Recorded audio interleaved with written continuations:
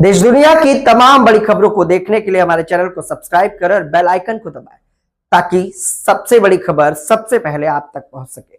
आइए आपको दिखाते हैं इस वक्त की सबसे बड़ी खबर। महाराष्ट्र के डिप्टी सीएम एकनाथ शिंदे ने आज नई दिल्ली में प्रधानमंत्री नरेंद्र मोदी से शिष्टाचार मुलाकात की। मुलाकात के बाद एकनाथ शिंदे ने बताया कि यह एक कर्टसी मीटिंग थी जिसमें महाराष्ट्र के विकास, केंद्र और राज्य के बीच बेहतर समन्वय तथा विभिन्न विकास परियोजनाओं से जुड़े मुद्दों पर चर्चा हुई।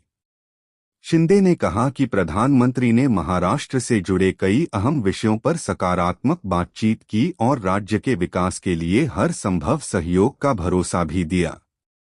हालांकि इस मुलाकात में किसी राजनीतिक मुद्दे पर आधिकारिक जानकारी साझा नहीं की गई है।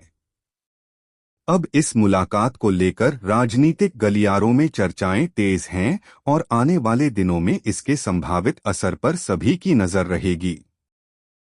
मुलाकात की बैठक में किन विषयों पे चर्चा हुई? अभी आज की तो सदीचा भेंट थी मेरी, और पार्लियामेंट जब चलता है तब हमारे एमपी लोगों को भी मैं मिलने यहाँ आता हूँ, और प्रधानमंत्री जी ने भी मुलाकात का समय दिया, उनको भी मिला। और बाकी तो महाराष्ट्र की डेवलपमेंट की, बारिश की, ये सब चर्चा एक हो रही थी। सर, यूबीटी जो शिवसेना में आए हैं, हाँ। वो तमाम एमपी भी आज प्रधानमंत्री जी से मिले थे। हाँ, पहली बार एनडीए के हिस्सा बने हैं, क्या कहेंगे इस पूरे विषय पर? नहीं, इससे खुशी है कि जो एनडीए के एमपीज है शिवसेना के, जो नए भी 6 लोग आ गए, उनको आज प्रधानमंत्री जी ने खुद चाय पे बुलाया था, और इसकी खुशी हमारे सब एमपीज को भी है। और प्रधानमंत्री जी से भी मैं जब मुलाकात हुई तब उन्होंने इसका जिक्र भी किया था। तो ये इनके पीछे डेवलपमेंट के लिए, उनके चुनाव क्षेत्र में जो भी डेवलपमेंट करना है, इसके बारे में भी उनसे चर्चा हुई, और इससे काफ़ी फायदा होगा राज्य सरकार की ओर से भी और केंद्र सरकार की ओर से भी। ये हमारे एमपीज को डेवलपमेंट के लिए सपोर्ट मिलेगा। सर, पूरे देश में जेनजी की बात हो रही है। मोहन भागवत जी भी जेनजी से मिले थे और उन्होंने जो बात की कि डेमोक्रेसी में प्रोटेस्ट हो सकता है, वो होना चाहिए, और देशद्रोह की बात नहीं की, सब सारे जो बच्चे हैं वो कर सकते हैं, मतलब इस तरह की बात। आप क्या युवाओं को क्या संदेश है? नहीं, युवा तो ये अपने देश का भविष्य है। यूथ जो है हमारा कल का फ्यूचर है, और मोदी जी ने भी युवाओं से जो अभी डायरेक्ट इंटरेक्शन उनका हो रहा है, वो भी हम देख रहे हैं। ये भी एक अच्छी बात है, और हमेशा मोदी जी ने युवाओं को तवज्जो दिया है, हमेशा उनको। इससे पहले भी उनके लिए जो भी आज एजुकेशन डिपार्टमेंट हो, स्टार्टअप हो, स्किल डेवलपमेंट हो, इसमें मोदी जी ने युवाओं के लिए भी तो काम किया है बड़ा।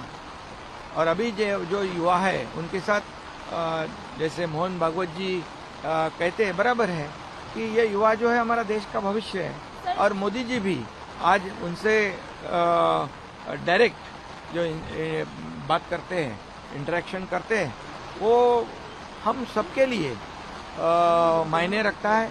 और युवा एक भारत की शक्ति है। युवा विकसित भारत 2047, इसमें युवाओं की बहुत बड़ी भागीदारी होगी। सर, विपक्ष जो लगातार आरोप लगा रहे कि सरकार जो है युवाओं का नहीं सोचती, यही वजह है कि पैलेट गन चलाएगा, इस तरीके की स्थिति हुई। लगातार जो बयान आ रहे हैं विपक्ष की तरफ से, युवा विरोधी ही एक तरह से कह सकते हैं, क्या कहेंगे? देखिए, अभी विपक्ष, देखिए सदन चल रहा है, उसमें चर्चा होनी चाहिए।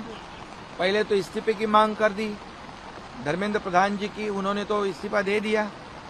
अब आंदोलनकारी तो जो युवा थे वो तो अभी अपने अपने काम में व्यस्त हो गए, लेकिन ये विपक्ष जो है वो सदन शुरू है फिर भी चर्चा करने को तैयार नहीं है। सरकार चर्चा करने को तैयार है, युवाओं के साथ सरकार है, युवाओं का मान सम्मान आदर करके ही तो धर्मेंद्र प्रधान जी ने इस्तीफा दिया है। लेकिन इनको सिर्फ राजनीति करनी है, युवाओं के नाम पे, युवाओं के पीछे से अपनी राजनीतिक रोटियां सेकनी है। ये बहुत दुर्भाग्यपूर्ण है और इसलिए सबने मिलकर इस देश को आगे बढ़ाना चाहिए और ये पार्लियामेंट में अपनी बातों को रखना चाहिए।